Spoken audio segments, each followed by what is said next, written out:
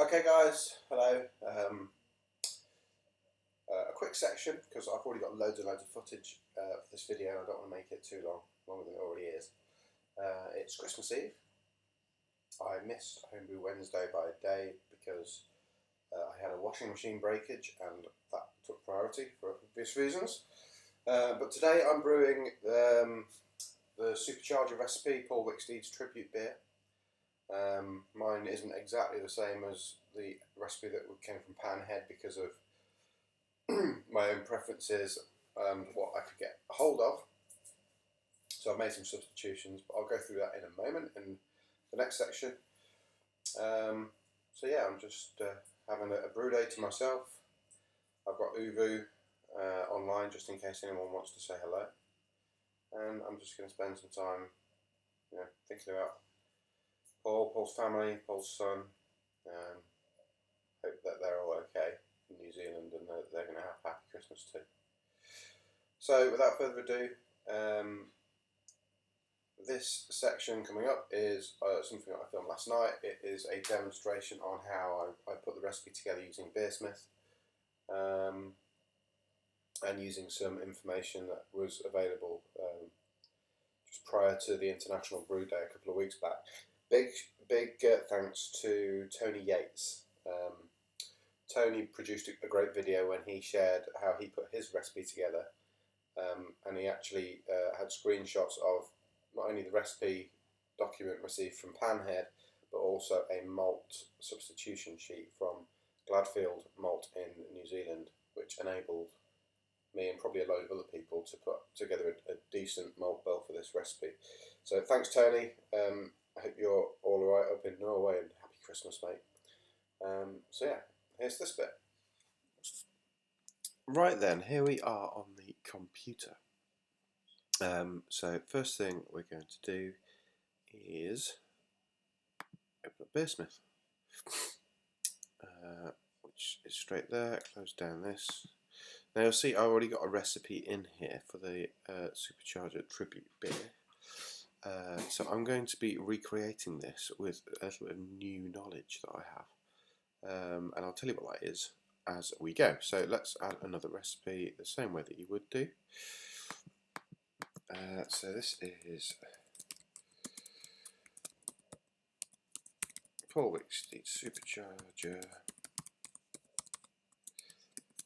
V2. It's an all grain. We're going to do a 60-minute boil. That is today's date. I'm brewing this. I'm going to do excuse me. I'm going to do a 23 litre batch. I try to brew as big a batch as my system will allow to get more beer, and 23 litres, well, that's kind of I can get a little bit more out of it, but because of the amount of grain that I've got, I'm going to leave it at 23. My equipment is the equipment profile that has all of the numbers in that's set up for my own system, so that's usually pretty close. So we're going to leave that as it is and start by adding some grain. Now first things first, pale malt.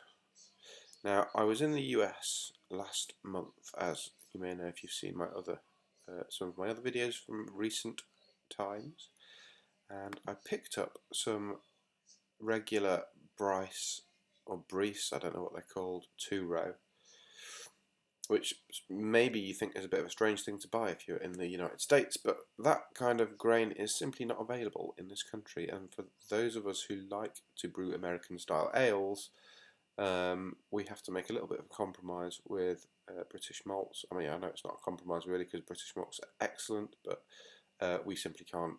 It's not easy for us to brew a US style pale ale if it's got this regular US 2-row in the malt bill, which is pretty common, as I'm sure you know. So I bought 10.4 pounds. So let's just pop over to Google here, and 10.4 pounds in kilos is 4.71. Let's say 4.72 for argument's sake, rounding up because of the decimal. So we can go 4.72. Okay, we'll have some more grain, and actually, we didn't do this, did we? But let's have a look at this recipe. This thing I've just opened up here is a screenshot from Tony Yates' recent video. Tony Yates, based in Norway, who you should go over and watch some of his videos if you don't already, because he makes excellent Homebrew Wednesday videos. And Tony had the text document, which is the document which was given to someone in Paul Wicksteed's kind of circle with the recipe for the Panhead Supercharger on it. And I should probably give a big thank you to Panhead Brewery in New Zealand for being so generous with their intellectual property and actually donating a recipe, which is pretty cool, and allowing all of us to brew that particular beer. So on the recipe, 91% ale malt, 5% caramel malt, 10 EBC, and that is the Gladfield Toffee, and 4% caramel malt, 50 EBC, and that is the Gladfield Light Crystal Malt. Now in the UK, we don't get Gladfield malt. Again, I guess importing malt from New Zealand isn't going to be the most sensible thing to do economically. But we can get Weimar malts, which are excellent quality malts from Germany. And the other great thing that Tony did in Norway was he got the Gladfield malt substitution document, and this is a screenshot from that. So as you can see, the Gladfield toffee malt here is roughly equivalent to Weimar Carahel, and the Gladfield Light Crystal is roughly equivalent to Weimar Cara Belge. So we'll go back into our recipe and we'll find those two. We're looking in Germany. Carahel, here we go, that's that. So we're just going to put 0.2. That's the lighter one, isn't it? So let's go back to our recipe. So it was 5% of the lighter one, so we're going to go 0.3. We're not being accurate at this point. And Cara Belge, Cara Belge, I can't see it. Carafa. Cara Belge, there it is. Can't see it from looking. And we'll put 2 of that in. Oh, silly me! I didn't press OK, did I? Let's go again for the Carahel. 0.3. So we've got 3 malts. Pale 2 row, Carahel and Cara Belge. Now if we look in the, we're not looking in there. We're looking in the recipe, and you can see it says 91% ale malt, 5% of the toffee, and 4% of the caramel. So we're going to go into this little function here, and you can see you can actually mess about with these by the percentages, and it will calculate the weight that you need, which is very good, isn't it? So what I'm going to do is I'm going to change this to 5 and I'm going to change this to 4 as per the recipe. Okay. And you can see actually what it's done there is it's changed my pale malt up to 4.75 by adjusting those percentages slightly. And I don't want that because I've only got 4.72 of it, and that's it. So I'm gonna have to change something else again. But before we do that, what have I got? A 23 litre batch here, and Beersmith's estimating my original gravity post boil is going to be 1049, and the recipe says it is 1056. It should be 1056. So I haven't got enough grain if I want to do 23 litres, and I do want to do 23 litres. So what I have got is regular UK Marasotta. So I'm just going to supplement with a bit of Marasotta. So this obviously isn't going to be an identical recipe to Panhead Supercharger, but it is, of course, it is, of course, inspired by the recipe. So let me stop talking for a second and actually find the malt that I'm looking for. So where are we? UK. UK amber. Tell you what, if I do this like that, there you go. That's better. I'm going to put, let's say, 600 grams. And that's got me to 1055, so I'm pretty close. So what I want to do now is adjust these a little more. So that wants to be 4%, that wants to be 5%.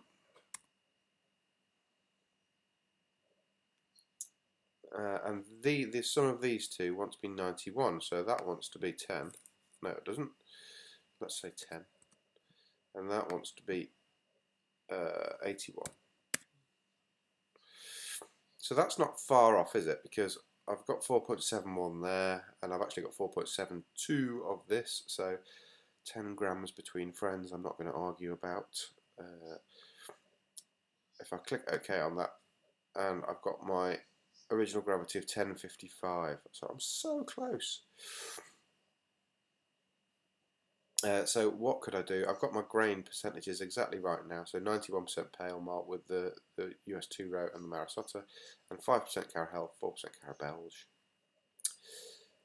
Well, Beersmith has this other great feature where I can just pop that up by a point, like that. Click OK. Sorry. Click OK. And it's put all my percentages up. But you can see I've breached my 4.72 kilo limit on this one again, so I've got to go back here, which is a bit of a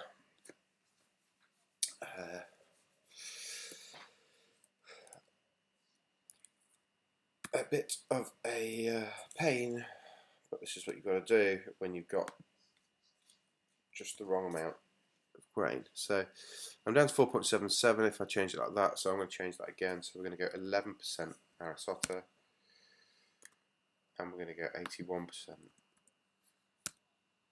Sorry,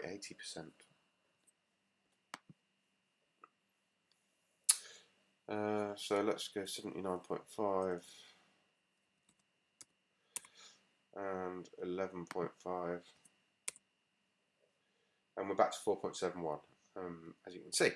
So we've still got 91% of our pale malts there, and 4% Carabelge and 5% Carahel. And if I click OK, we're still at 1056. We are still 23 litres, and we've managed to get a grain bill which is close. Wow. Okay, so what else have we got on this recipe? So hops, 1.5 grams per litre of Amarillo and Simcoe. Now I have some Amarillo, but I only have 29 grams, and I don't have Simcoe, and I couldn't buy any either because all of the previous season's crops are sold out in my normal supplier, and the 2015 crop is not in stock yet. So I'm going to substitute Simcoe Centennial. No, I'm not. I'm going to substitute it with Cascade. Sorry. I've managed to get some Cascade, and I've seen in some places that Simcoe is a substitute for Cascade. So if we look at Simcoe on Hop Union, will it tell us there?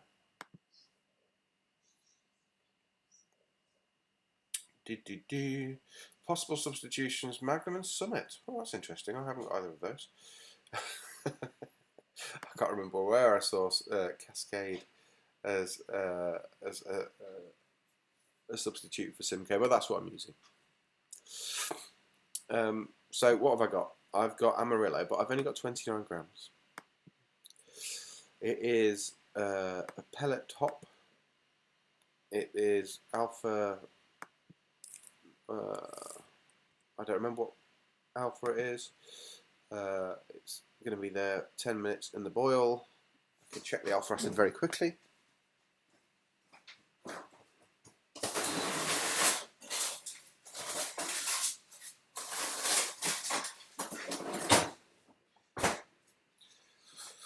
From the freezer at the other side of the room, and it is 8.9, so not far off what we've got there.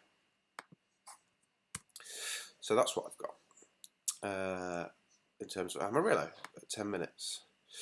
Now that's only 29 grams, and what did it say? 1.5 grams per litre, so that's 23 times 1.5, and I make that 11.5, 23, let's say it's 35 grams between friends. It's actually 34.5, but a little bit more hops won't hurt. So I'm going to add, and what am I going to stick in instead of the Amarillo? So I need another substitute. I'm going to use Citra because that's what I've got. And I know that it's not necessarily the same, but they're both kind of bright citrusy American hops. And I'm going to put the 6 grams. Yeah, 6 grams to get to 35 at 10 minutes. So that's my 35 grams of Amarillo taken care of. And what else? It was Simcoe, 10 minutes, and I said that I was substituting that for Cascade. So my Cascade is 6.9. So let's go here, 6.9. These are actually leaf hops. And we're going to do 35 grams at 10 minutes. And it's going in the boil. Okay. So that one's easy. And also a gram per litre of Centennial. I've got Centennial. So we're going to do Centennial. And my Centennials are... No, those are the Cascades. My Centennials are 10.3. 23 grams, 1 gram per litre at 10 minutes. And we're going to do leaf. Okay. So that's what I've got in terms of 10-minute edition. I've also got to do the Whirlpool edition. So I'm going to start with Citra because that's what I was substituting for Amarillo. We're going to do 35 grams. It's 10.1. It's pellet. It's steep Whirlpool.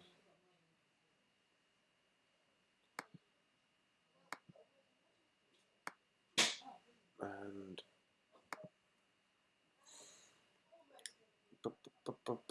10 minutes and Whirlpool. So I'm going to put that in at 0 minutes to get us no IBUs because I'm going to chill the wort down to about 80 degrees before I put the Whirlpool addition in. And I believe that gives us no IBU, so I should put it in at 0. Say 0 IBU. So that's my Amarillo substitute. I need the Cascade. I'm going to put that in as well. Again, 35 grams. What were my Cascades? 6.9.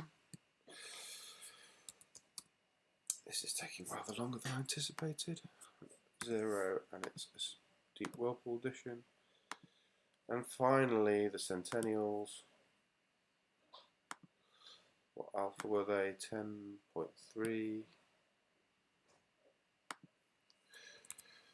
They are leaf hops. There are 23 grams, 1 gram per litre, 0, and steep Whirlpool. And okay. So that's all my hops on the hot side. So, and we are at 28.4 IBUs.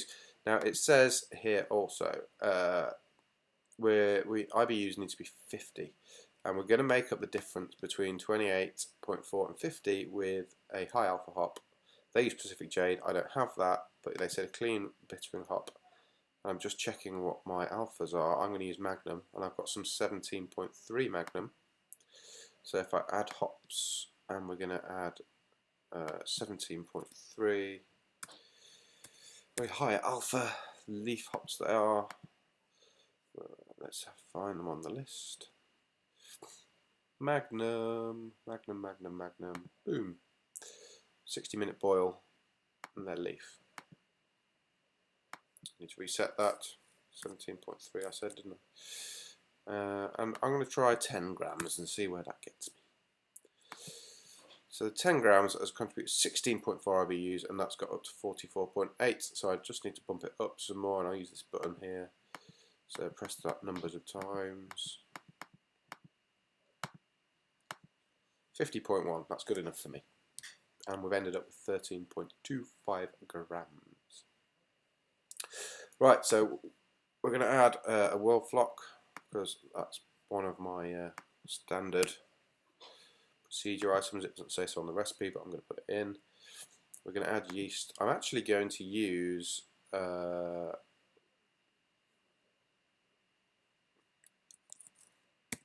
my San Diego Super yeast because that's what I've got ready. I have got some USO5, but I like this yeast, and it is very similar to USO5 or WLP001 as well. So I'm just going to change this date because it was spun up about, let's say, the end of November.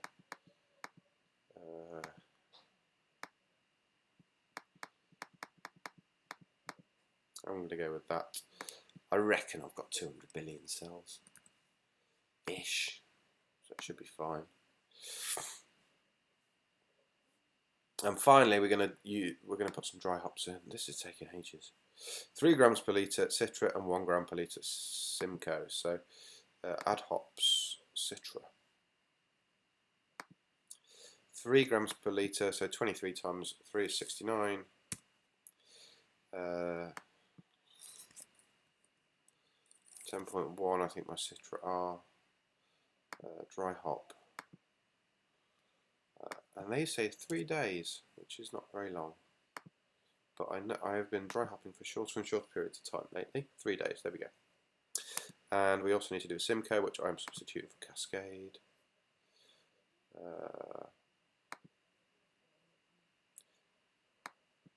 And my Cascade are 6.9. I've done that at least 3 or 4 times. They're leaf hops. 23 litres. 23 grams. Dry hop for 3 days. And that should be it. So those are my dry hop additions. There and there. Where are we going? Yes, so that, my friends, is it, which has taken a bit longer than I expected, but that's what I'm going to brew. And there's a little bit there on how I go about using the tools in Beersmith to kind of build this recipe up to as close as I can get it. So it's not the same as Supercharger, but it's certainly inspired by, and it takes into account what I do have in my inventory at the moment, which my previous recipe, the one that you saw at the start here, didn't, because I didn't realise I didn't have all the Amarillo when I did that. So save, of course, and I will print that out in a bit, and that is what I'll be brewing tomorrow. Alright, cheerio. One thing I didn't do before I cut the last little section was go down here for the style comparison, etc. So I'm just going to do that quickly because many of you may have think that I missed it out. So what we're looking at an American Pale, I would say. Click OK. So gravity is on the just over half, 2/3. Low side for colour, very high side for bitterness, although, you know, it's a hoppy beer, so that's fine. And on the high end for ABV. Now, the last thing that the recipe said is that it will, well, not the last thing it said, but it goes down to 1012 with WLP001. Now, WLP090, which is what I'm using, attenuates somewhat similarly to 001. So I'm going to use this as my the 10-12 finishing gravity as my guide for how I should conduct my mash. So Beersmith is estimating a final gravity of 1009, which is lighter than they said. So if I change that to a medium body like that, it's actually estimating a final gravity of 1010. Now that's interesting. So if we go then to a full body, what will it estimate? It's estimating 1013. So I know, with the performance I normally get, that I'll probably get to 1012 or something like that, probably with a medium body, and I prefer a pale ale to have a medium body, so I'm going to leave it on that setting. Despite the fact that it says 1010, we're going to hope it's a bit different. Now that should give me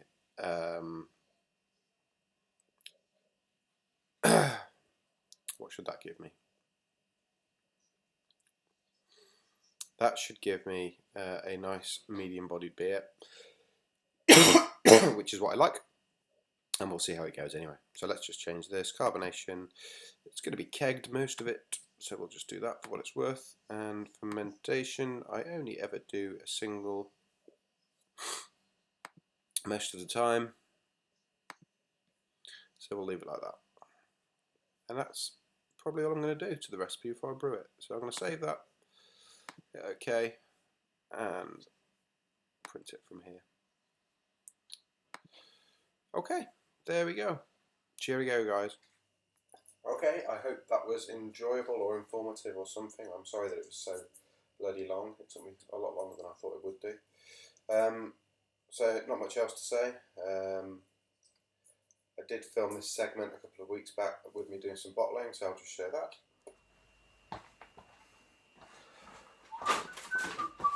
Hello. I'm just doing some bottling of the Imperial Stout that I brewed. When was it? Nearly 4 weeks ago, I guess, was it? Yeah. Almost 4 weeks ago. So it's been in primary all this time. And for whatever reason, it hasn't attenuated very well. So right now, it's sitting at about, sorry you can't see my head, not that that's a bad thing. Right now it's sitting at about 1030. So it's going to be quite sweet. Now it's an Imperial, so that's not necessarily a terrible thing. So I don't know quite what's caused that, but my theory is I pitched it with a yeast cake from an old beer, 1055 beer. Not an old beer, you know, my last beer I did with that yeast. And I kind of eyeballed the pitch rate. I probably ended up chucking in too much yeast. The yeast cells, after having completed the fermentation and spending a couple of weeks in the fridge settling out after having been washed a bit, were probably a bit tired. There's too many of them. Too many tired yeast cells means you don't get a big growth phase, so you don't get those newly revitalized cells which can go on and complete the fermentation. And given that it was a pretty high gravity beer, once it gets to kind of 7 or 8% alcohol, maybe the environment just got too toxic for them and they kind of crapped out. So anyway, I'm bottling this, and you may have noticed, if you are particularly, what's the word? Vigilant? No, that's not quite the right word, but you know what I mean. That I'm not priming these bottles because it's 10:33, so 10:30, between 10:30 and 10:33, something like that. So my thought was, and I put this out on Facebook a couple of weeks ago, and a couple of people suggested bottling the beer without priming just in case. So what I'll do is I'll leave them in a sealed box at room temperature for a couple of weeks. I'll open one in a couple of weeks and see how we're getting on. If we are carbonated, to the desired level. I don't want loads of carbonation in this kind of beer. If we're carbonated at that point, then what I will probably do is bang all of these on the floor in the kegerator, or the keezer, and that's where they will stay to cellar. And I will drink them slowly. In fact, I'm going to give us a good number of these to my wife because she's a big stout fan. So what I'm doing now is I had 14 bottles which were in a box in the shed, rinsed. So you saw me just pulling them out of the star sign, or the last few anyway. And this is my normal bottling technique. So that's the primary. And all I've got here is a simple siphon. And on the end of that is a bottling wand. On the end of this end is a racking cane. And the racking cane kind of extends down here. It does nowhere near the bottom, near the yeast cake. So we're going to get a nice sample from the clean part of this. I reckon there was 25 litres, let's say, in this, going into this from the primary. I probably said in the Homebrew Wednesday when I brewed it, so maybe I'm slightly off, but it's something like that. I'm doing 14 bottles, so that's 7 litres. So that kind of leaves me 18 litres left in here. Kegs are 19 litres. I'll probably lose a bit to shrub and yeast and crap in the bottom. So that will mean, I don't know, 16, 17 litres in the keg. So what's that? Yeah, that's full enough, isn't it? So the next thing I'll do with the keg is it will go straight in the keezer. I will purge it with CO2 to make sure there's no oxygen in the headspace, and I'll wait until that cools. And then I have not decided yet if I'm going to fine this. I sometimes fine my beers with gelatin in the keg, but I don't know if I'll do that with this beer yet.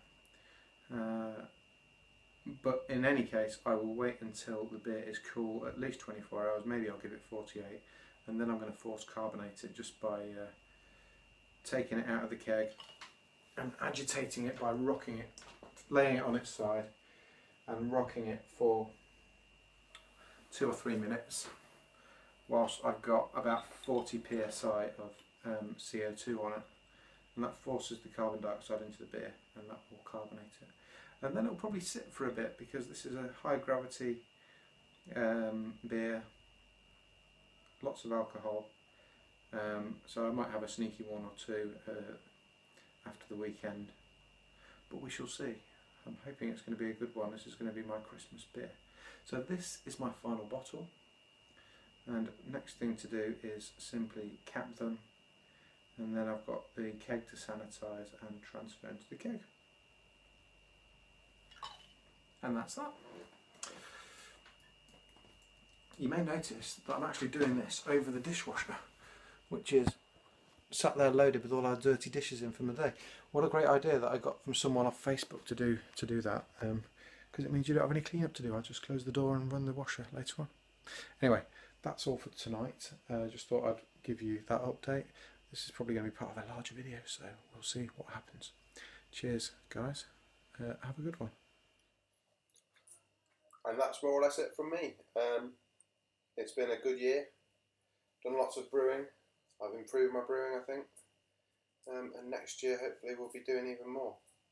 But anyway, that's me for Christmas. I hope everyone has a good one. And stay safe and don't drink too much. Well, drink plenty, but don't drink too much. And enjoy the homebrew.